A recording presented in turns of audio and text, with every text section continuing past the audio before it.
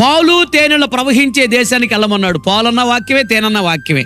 మరి 2 సార్లు ఎందుకు అన్నాడంటే జాగ్రత్త గమనించు.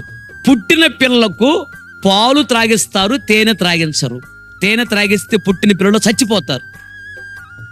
ఎదిగిన పిల్లలకు తేనె, ఎదిగిన పిల్లలకు పాలు కాదు. పాలు అనగా వాక్యమే. ఏ వాక్యము? చిన్ని వాక్యాలు. నువ్వు ఆదరించబడతావు, నువ్వు ఆశీర్వదించబడతావు, కనపరచబడతావు, నువ్వు హెచ్చించబడతావు.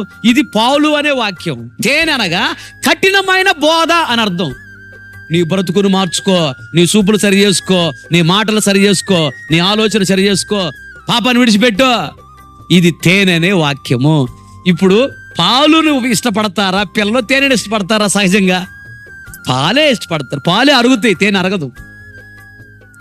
తేలిక వాక్యాలే ఇష్టపడతారు కానీ తేనె అనే కఠినమైన బోధ ఇష్టపడరు. కానీ తేనె బలమైన ఆహారం అని రాయబడి ఉన్నది. అంటే కఠినమైన బోధ నీకు చెప్పినప్పుడు, నీ హృదయానికి తగిలినప్పుడు సనకూడదు, కొనకూడదు. నా మంచి కోసమని సహించుకొని భరించుకోవాలి. కక్ష ద్వేషాన్ని గుండెలో ఉంచుకోకూడదు. అది తేనె అంటే.